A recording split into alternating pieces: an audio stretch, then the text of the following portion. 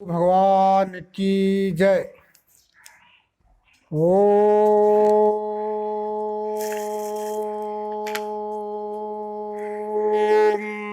तत्सत।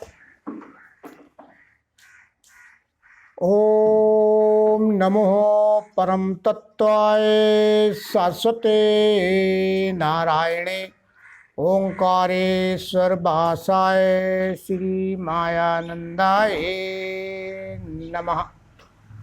परम मंगलमय विश्वरूप परमात्मा को नमन करते हुए श्रीमद् भगवत गीता के अक्षर ब्रह्म नामक 8वें अध्याय का प्रारंभ करते हैं। 7वें अध्याय में जिसका नाम ज्ञान विज्ञान योग था, त्रिपुटी योग के द्वारा विश्व का रूप ही विश्वरूप परमात्मा है, ये भगवान श्री कृष्ण ने भक्तराज अर्जुन को समझा दिया।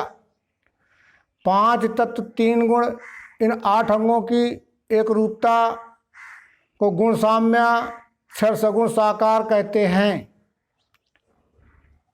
और इसमें ओतप्रोत भरी हुई मिठास को अक्षर निर्गुण निराकार आत्मा कहते हैं।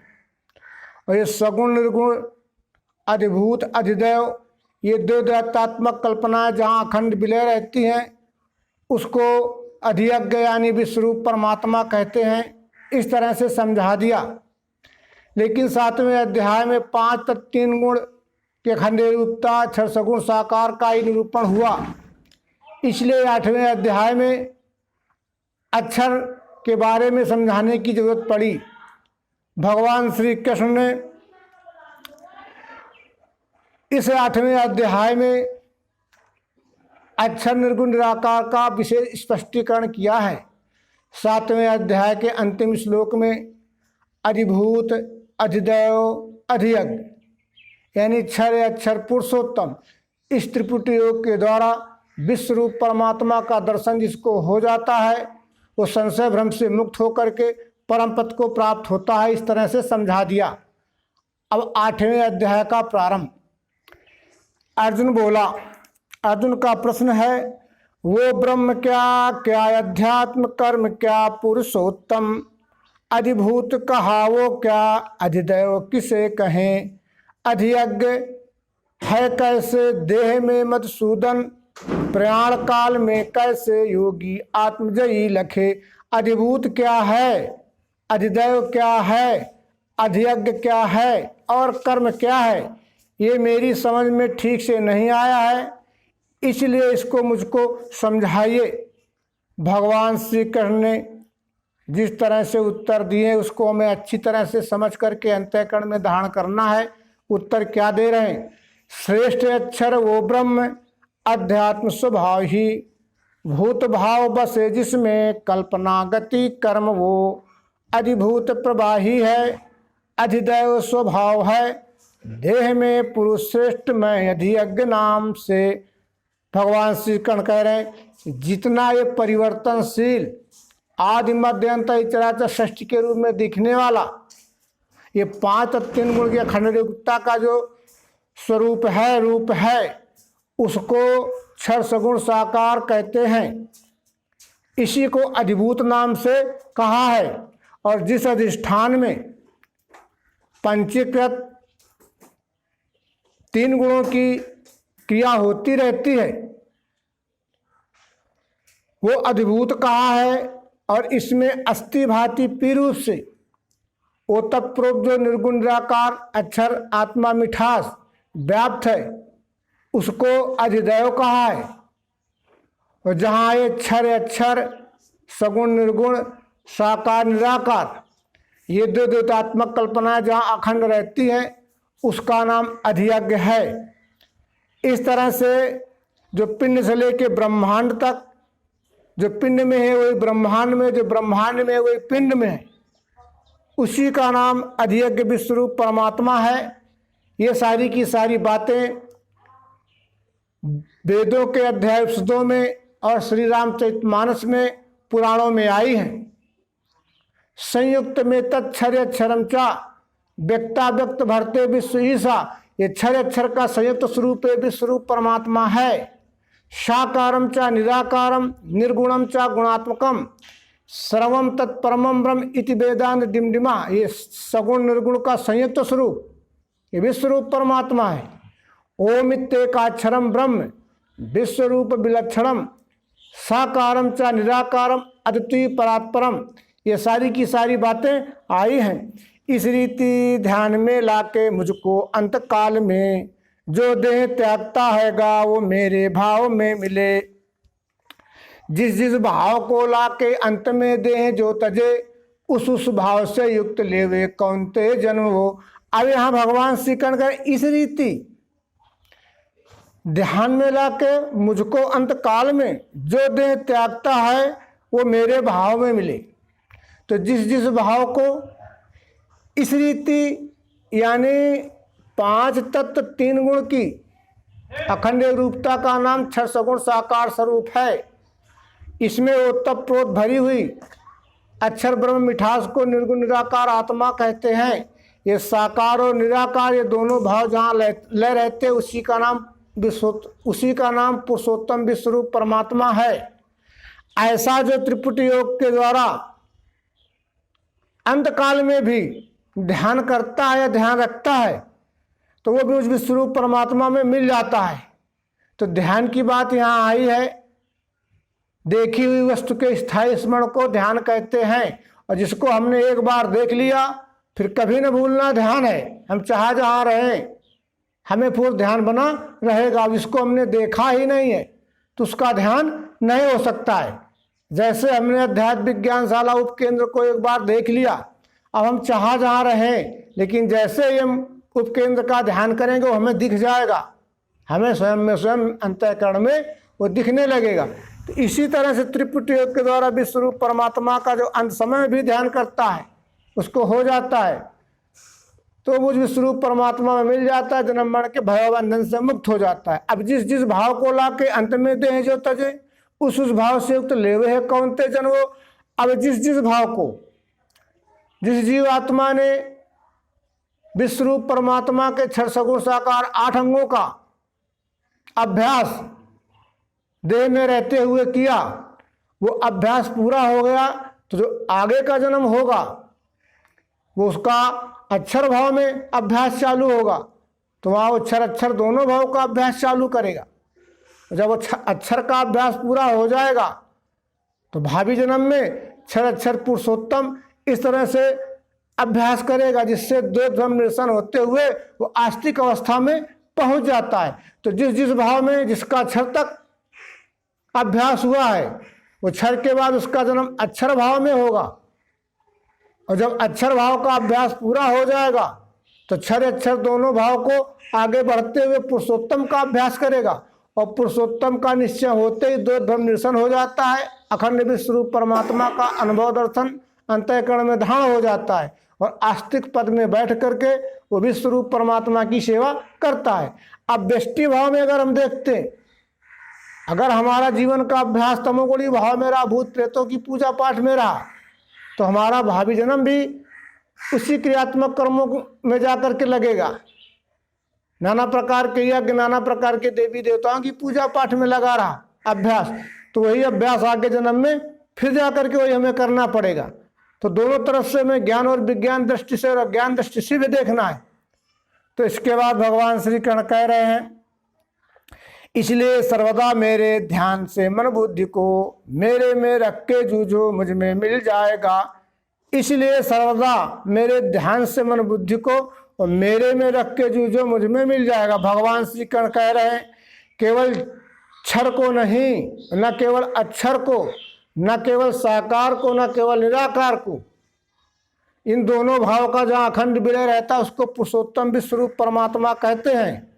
ये मन बुद्धि चित्त को निर्मल एकाग्र करके जो ध्यान करता हुआ और मुझ विश्वरूप परमात्मा की अपने अपने चातुर्वर्ण धर्म के द्वारा विश्वरूप परमात्मा की सेवा करता हुआ मुझ विश्वरूप परमात्मा में मिल जाता है। इसलिए हे अर्जुन, तुम अपने स्वभावज कर्म में खड़े हो जाओ, स्वभावज कर्म को करो। अनन्य मन से पार्थ अभ्यास योग युक्ति से जो मेरा ध्यान करता है पाता है पद दिव्य। वो अनन्य मन से, ये अनन्य योग नाम ही दिव्य चक्षु योग का है। इस दिव्य चक्षु योग के द्वारा ही विश्व रूप परमात्मा का दर्शन होता है। सो अनन्य जाके यसिमति न टरै हनुमंत, मैं सेवक सचराचर रूप राशि भगवंत। यानी आ माने नहीं, अन्न माने दूसरा, विश्व रूप परमात्मा के सिवा दूसरा कुछ है ही नहीं। ये तत्दर्शी सदगुरु के द्वारा अनुभव दर्शन होने के बाद ये दृढ़ निश्चय पक्का करने के लिए जब हमारा अभ्यास चालू होता है तो एक दिन ऐसी स्थिति आती है कि वो ध्यान, वो अभ्यास पक्का हो जाता है। और पक्का होने के बाद सब में वास करने वाले विश्व रूप परमात्मा को जान करके और अपने स्वकर्म के द्वारा सेवा करता हुआ वो दिव्य पद को प्राप्त होता है, नहीं परम पद को प्राप्त होता है, अनन्य भक्ति को प्राप्त होता है, स्वधर्माचरण को प्राप्त होता है। अब यहाँ से भगवान श्री कृष्ण विश्व रूप परमात्मा की जान पहचान करा रहे हैं। अनादि सर्वज्ञ अचिंत रूपी निर्माण करता सबका नियंता, प्रकाश वर्णी तम से परे वो अत्यंत झीना ये ध्यान करके। अनादि वो विश्व रूप परमात्मा अनादि है। अनादि उसे कहते हैं कि उसका जन्म कब हुआ और उसका अंत कब होगा, उसका नाम अनादि है। आदि उसे कहते हैं कि उसका जन्म कब हुआ, उसके माता पिता का क्या नाम था, स्थान का क्या नाम था और कब उनका देह परिवर्तन हुआ, उसका नाम आदि है। तो विश्व रूप परमात्मा अनादि है, क्षर अक्षर ये आदि हैं। ये क्षर अक्षर विश्व रूप परमात्मा के आधार पर हैं। वो सब में व्यापा हुआ है, वो सर्वज्ञ है, अचिंत रूपी, चिंतन चित्त का विषय है। मन बुद्धि से उसका चिंतन दर्शन स्मरण नहीं हो सकता है। निर्माण करता सबका नियंता, वो सबका निर्माण करने वाला, सबको नियंत्रण करने वाला। प्रकाशवाणी तम से परे वो प्रकाशवान है और प्रकाशयान यानी दिव्य चक्षु के द्वारा ही जाना जाता है। वो अंधकार में नहीं है, अज्ञान के द्वारा वो नहीं जाना जा सकता है, नहीं जाना जाता है। वो अत्यंत झीना है। वो विश्व रूप परमात्मा क्षर अक्षर दोनों को अपने में धारण किए हुए ऐसा ध्यान करके प्रयाण में जो मन से सुस्थाई सद्भक्ति से योग अभ्यास द्वारा भ्रुवों के दो बीच में प्राण थामे, वही मिले पुरुष सनातनी में। अब प्रयाण कहते हैं गमन को, प्रयाण कहते हैं गमन को। जैसे एक स्थान से दूसरे स्थान जाने का प्रयाण, यह स्थान भाव से प्रयाण हो गया। अज्ञान से ज्ञान में जाने का प्रयाण, ज्ञान से विज्ञान में जाने का प्रयाण और विज्ञान से आस्तिक पद में जाने का प्रयाण और एक देह त्यागने का प्रयाण। तो जब ज्ञान से विज्ञान में पहुंच जाता है, किसी स्थिति को पक्का करने के प्रयत्न को अभ्यास कहते हैं। सद्गुरु के द्वारा विश्व रूप परमात्मा का दर्शन होने के पश्चात वो लोकहित के कर्म करते हुए उसका अभ्यास जब पूरा हो जाता है तो क्या है, उसको सद्गति मिलती है। अब दोनों भावों के बीच में प्रयाण काल में यानी अंत समय में दोनों भावों के बीच में अब भ्रमो शब्द आया है, तो जो हमारी आंखें हैं ना, जो हमारे नेत्र हैं, जो उसके बीच का हिस्सा है, इसको भ्रू कहते हैं, भ्रुकुटी कहते हैं। तो इसमें प्राण थाम के यहाँ विश्वरूप परमात्मा रहता है। ये बात अध्यात्म ज्ञान के मेल से नहीं खाती है। वो तो विश्वरूप परमात्मा सब में व्याप्त करके रहता है। तो दोनों भावों के बीच में सगुण निर्गुण दोनों भाव को एक में करने वाला पुरुषोत्तम विश्वरूप परमात्मा नाम है। ऐसा जो ध्यान करता है वो मुझ विश्वरूप परमात्मा को प्राप्त होता है। तो इसकी बात श्री रामचरितमानस में आई है, कबीरदास जी ने कही, आदि आदि संतों ने कही है। सगुण अगुण बिच नाम सुसाखी, उभय प्रबोधक चतुर्दुभाषी है। सगुण निर्गुण के बीच में नाम है जो दोनों को अपने में जोड़ता है। सगुण अगुण द्वि ब्रह्म स्वरूपा, अकथ अगाध अनादि अनूपा, मोरे मत बड़ नाम दुहूते, और किए जे बस निज बूते। हाँ कहूँ तो है नहीं, ना ही कहो न जाए, और हाँ ना ही के बीच में साईं रहो समाये।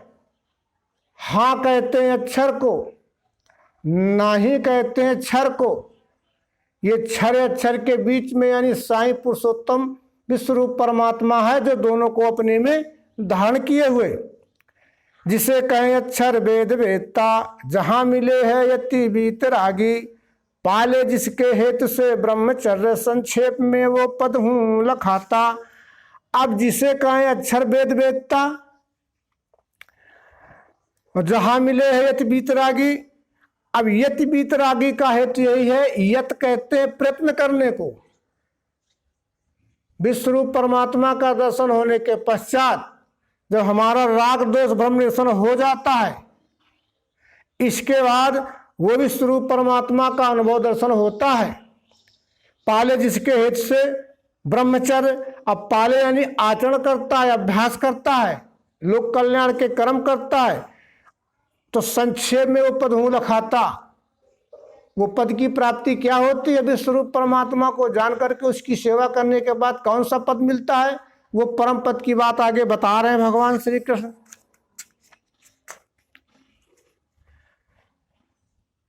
रोक के सब द्वारों को हिये में मन खींच के, भों के मध्य में प्राण बैठा के योग जो करे। अब यहाँ भगवान श्री कृष्ण कह रहे हैं कि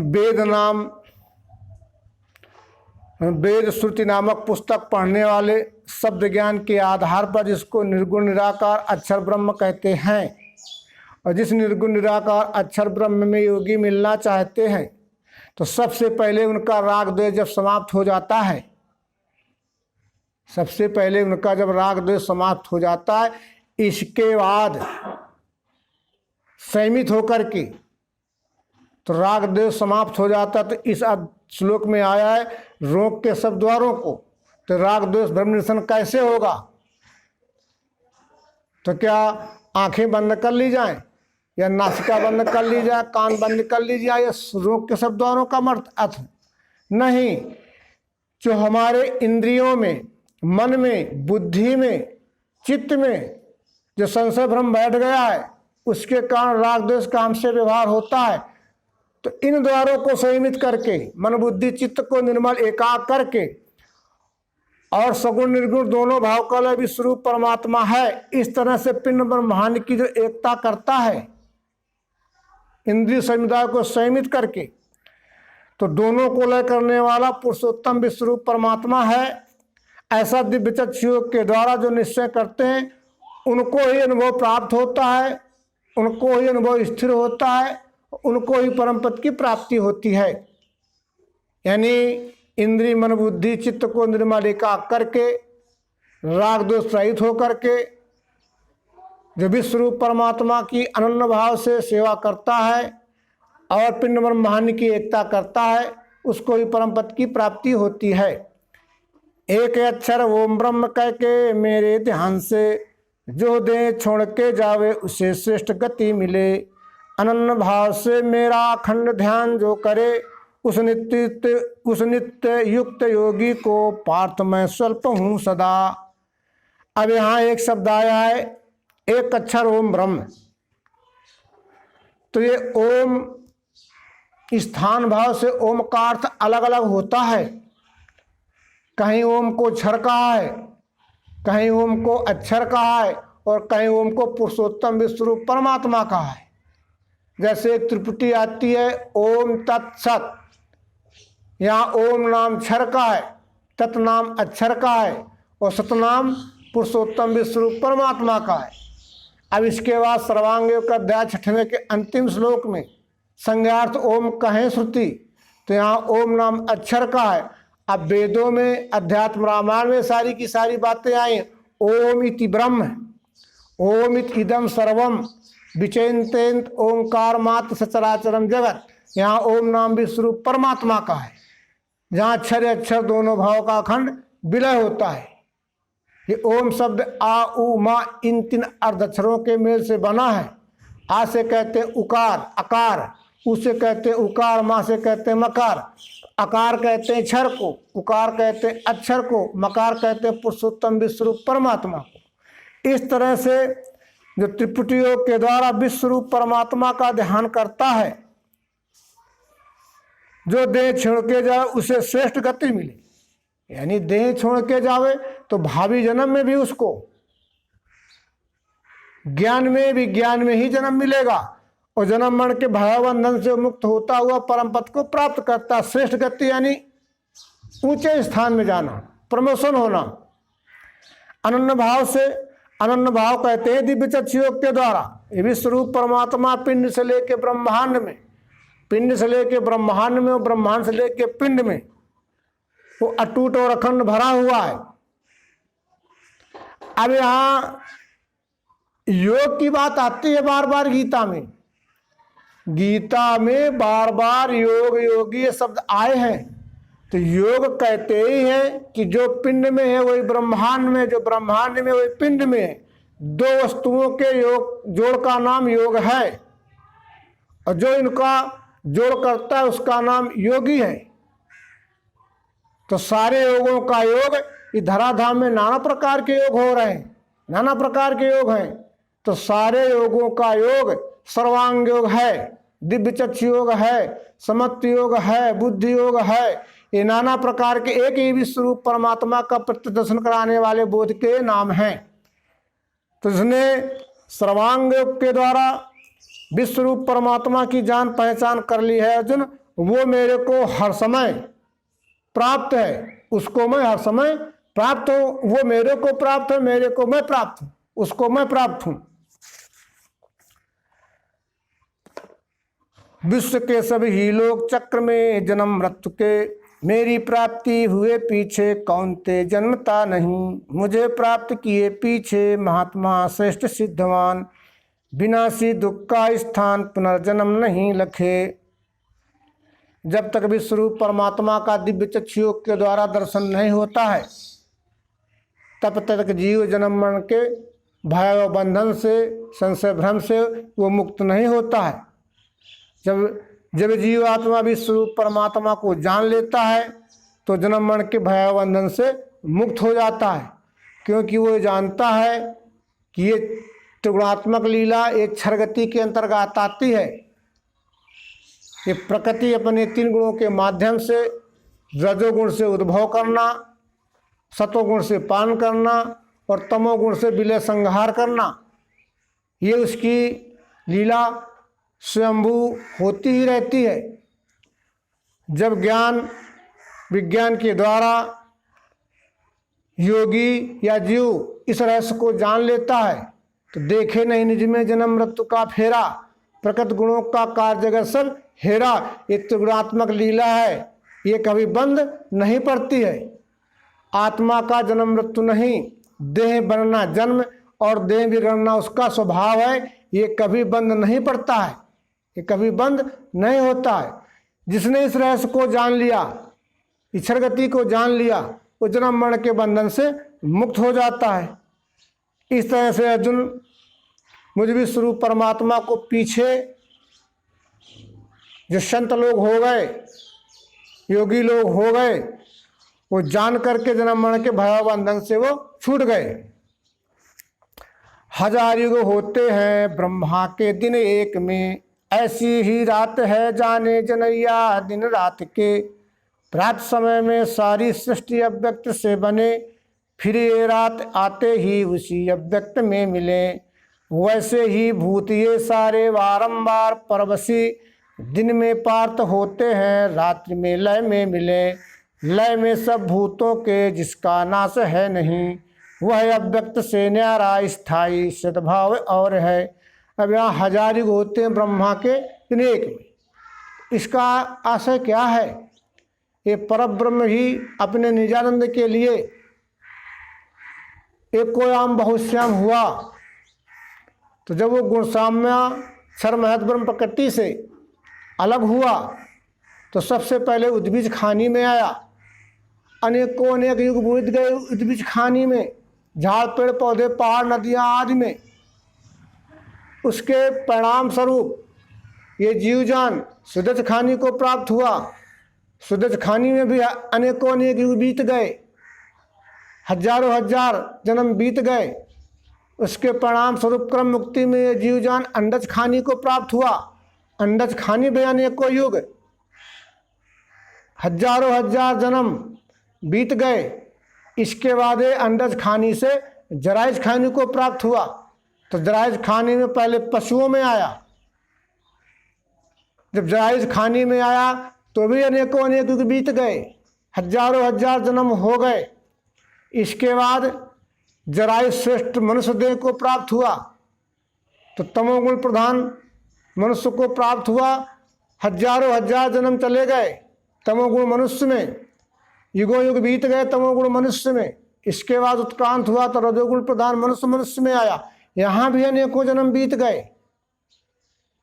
फिर इसके परिणाम स्वरूप सतोगुण प्रधान मनुष्य देह को प्राप्त हुआ। यहाँ भी अनेकों जन्म बीत गए।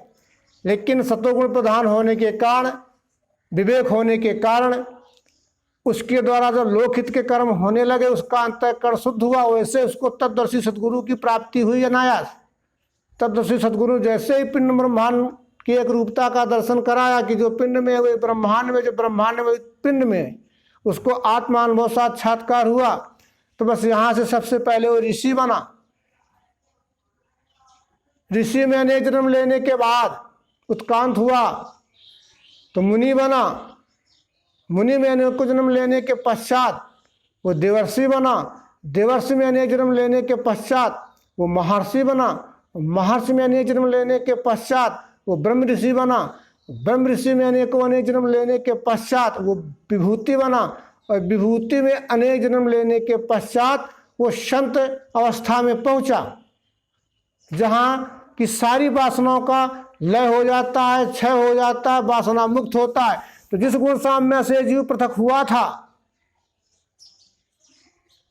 और जब गुण साम्य में मिला जा करके वासना क्षय हो करके, तो उसके हजारों युग बीत गए। यानी भगवान श्री कृष्ण ने ज्यादा से ज्यादा दिनों की संख्या बताई, लेकिन जरूरी नहीं कि 1000 युग में ही वो अपने मूल स्वरूप में विलय हो जाए।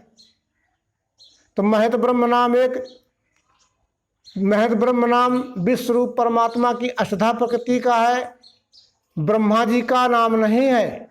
नारद के पिता ब्रह्मा जी का नाम महत ब्रह्म नहीं है। इसको हमें नहीं लेना है, क्योंकि इसका स्पष्टीकरण 14वें अध्याय में भगवान ने किया है।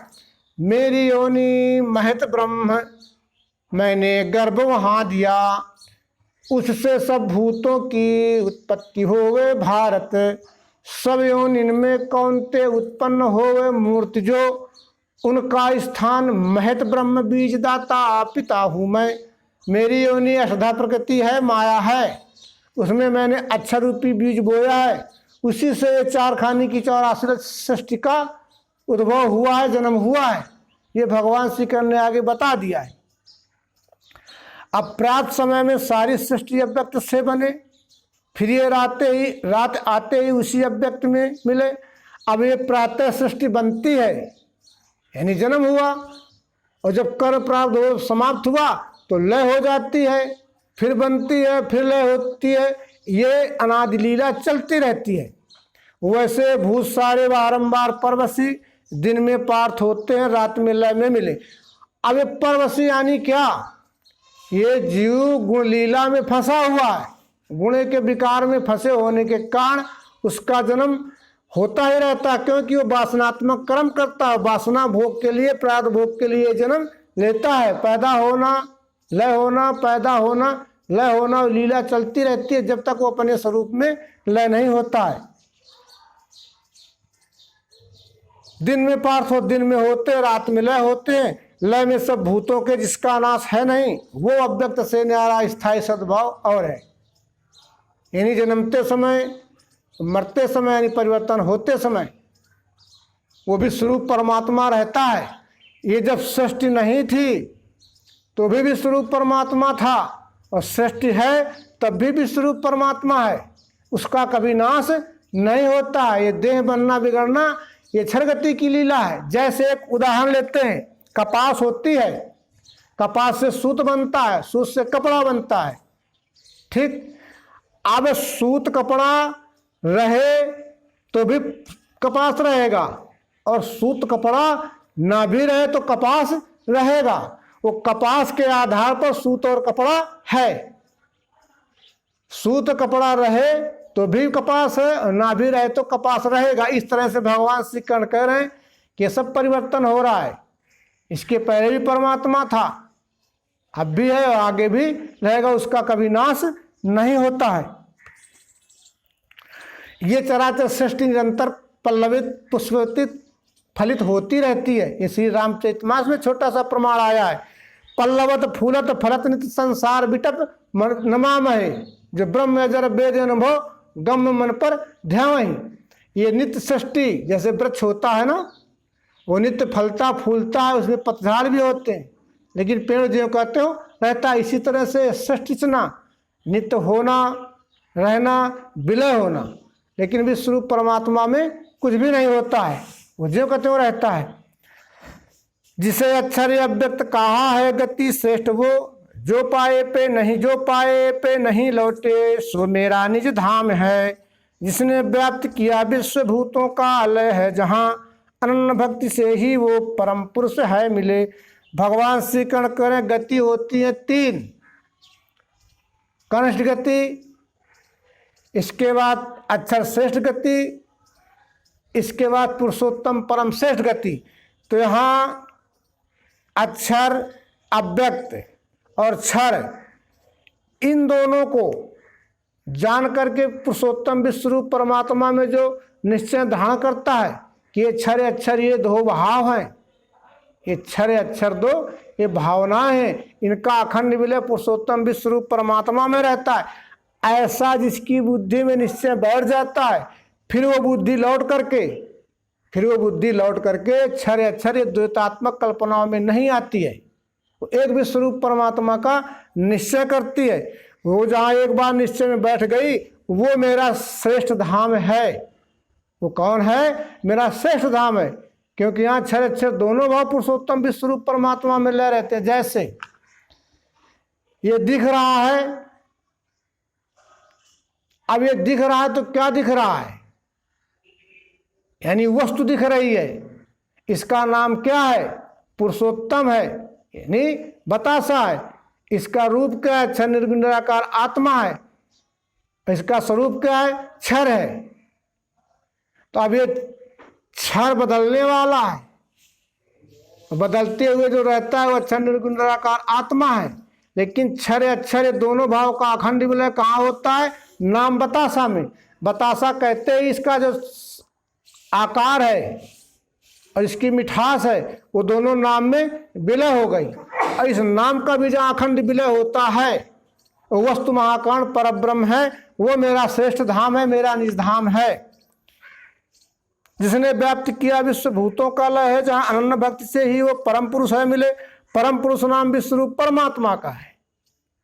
वो जब सबको अपने में व्याप्त कर रखता है, सबको अपनी अक्षता पर के द्वारा विलय करता है, तो अनन्य भक्ति कहते हैं विश्वरूप परमात्मा की ईमानदारी के साथ सेवा करना। विश्वरूप परमात्मा को जान करके जो ईमानदारी के साथ विश्वरूप परमात्मा की सेवा करता है, तब उसका अंतःकरण निर्मल शुद्ध पवित्र होता है, और इसके बाद द्वैत ब्रह्म निरसन होते ही परमात्मूर्ति परमात्म दर्शन मिल जाता है।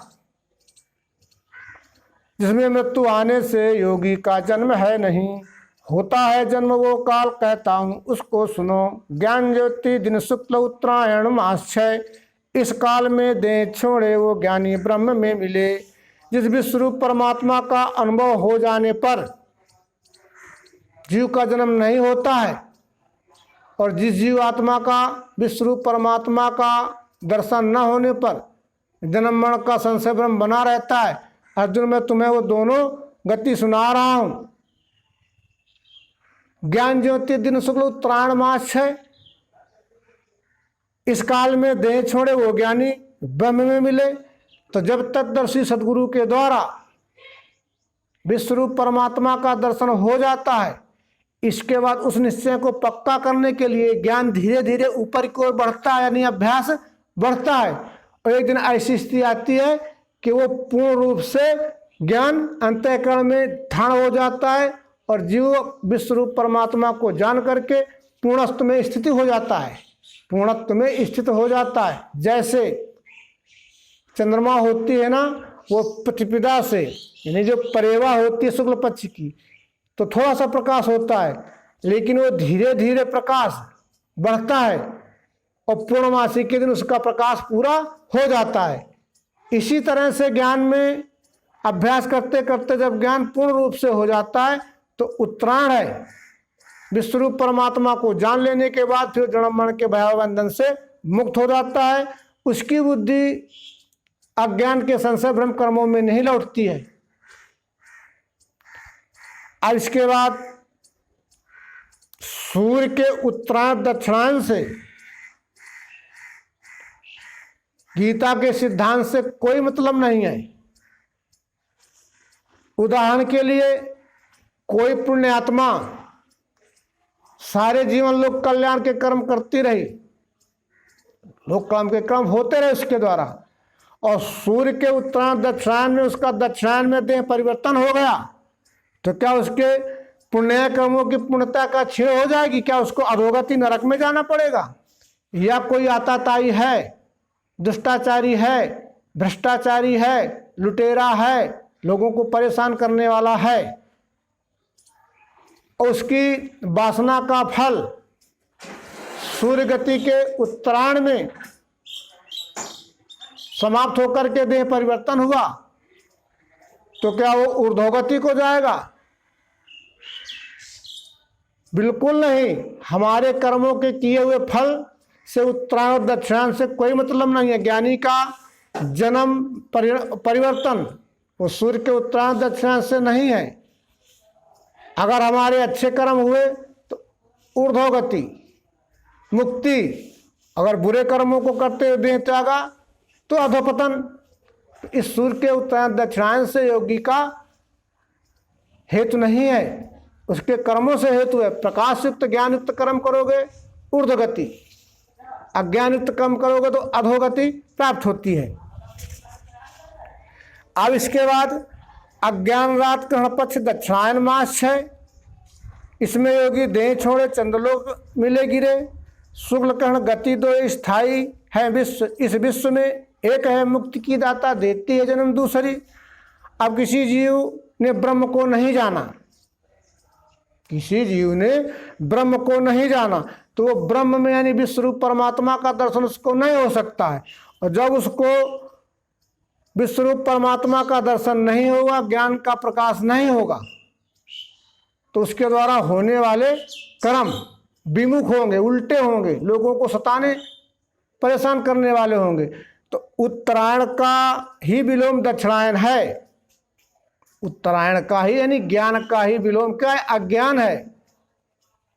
दैवी संपत्ति नाम उत्तरायण का है, आसुरी संपत्ति नाम दक्षिणायन का है। इस तरह से अज्ञान में दक्षिणायन कहते हैं। अज्ञान के अंधकार में फंसा हुआ जीव आसुरी व्यक्ति के कर्म करते हुए वासना में फंस करके जन्म मरण के भयावह बंधन में वो फंसा रहता है। पुनरपि जननम पुनरपि मरणम ये उसके साथ होता ही रहता है जब तक वासना का क्षय नहीं होता है। वासना का क्षय तभी होगा जब जीवात्मा विश्वरूप परमात्मा को जान करके द्वैत अवस्था में विश्वरूप परमात्मा की सेवा करता है, वासना मुक्त हो जाता है। शुक्ल कहना ये दो गति हैं इस विश्व में। शुक्ल गति यानी जब ज्ञान मार्ग से चलोगे तो गंतव्य स्थान पर सीधे पहुंच जाओगे, मुक्ति मिलेगी। जब अज्ञान मार्ग पे चलोगे तो अधोगति में जाओगे, भटक जाओगे, तो क्या है, उसे अधोगति में जाना पड़ेगा। तो इसलिए भगवान श्री कृष्ण कह रहे हैं कि ज्ञान मार्ग से हम ज्ञान मार्ग से हम ज्ञान युक्त करें, अज्ञान मार्ग को छोड़ें। ज्ञान के प्रकाश से हम अंधकार से बाहर आएं और विश्वरूप परमात्मा की सेवा करते हुए जन्म मरण के भव बंधन से मुक्त हो जाते हैं। जो वह है वही मैं हूँ। अरे जो पिंड है वही ब्रह्मांड है, और जो ब्रह्मांड है वही पिंड है। इस तरह का जो दिव्य चक्षु ज्ञान का प्रकाश अंतःकरण में बैठ जाता है तो द्वैत भ्रम निरसन हो जाता है और उसकी स्थिति परम गति को प्राप्त होती है। दोनों को जानने वाला योगी कोई नहीं फंसे, इसलिए सर्वदा पार्थ रहना योग युक्त से। दोनों को जानने वाला यानी शुक्ल गति यानी अज्ञान और ज्ञान को जानने वाला। तो जो ज्ञान है, जो योगी है, वो ज्ञान मार्ग पर चलता है, अज्ञान को छोड़ देता है। तो जब ज्ञान मार्ग पर चलेगा तो वो मुक्त हो जाएगा, कर्म के बंधन में नहीं फंसता है। जो वेद वेदता, तपदान करता, योग करता, फल पुण्य लेवे, है तुच्छ जाने, सबको तजे वो योगी मिले आदि परम स्थिति में। तो जो वेद पढ़ने से, लोग नहीं धर्म ग्रंथों को पढ़ते हैं, यज्ञ करने से, तप करने से, दान देने से जो फल की प्राप्ति होती है, तो जो गीता का योगी है, जिसको विश्वरूप परमात्मा का दर्शन हो गया, जिसने पिंड ब्रह्मांड की एकता कर ली है, तो इन सब कर्मों के फल को वो तुच्छ समझता है कि वो जानता है कि क्षणिक हैं, थोड़ी देर के लिए इनका फल सुखदायी है, लेकिन ये स्थायी सुख रहने वाला नहीं है। वो विश्वरूप परमात्मा को जान करके और अनन्य मन से वो विश्वरूप परमात्मा की सेवा करता है, वो सुख स्थायी सुख है। योगी मिले आज परम स्थिति में, विश्वरूप परमात्मा को जान करके अपने स्वकर्म के द्वारा विश्वरूप परमात्मा की सेवा करता हुआ परम पद को, परम स्थिति को प्राप्त होता है। इस तरह से यहाँ ब्रह्म विद्या अंतर्गत विज्ञान योग शास्त्र विषयक श्री कृष्ण अर्जुन संवाद रूप श्रीमद् भगवत गीतोपनिषद का अक्षर ब्रह्म संगक अध्याय 8वां संपूर्ण हुआ। बोलो सद्गुरु भगवान की जय।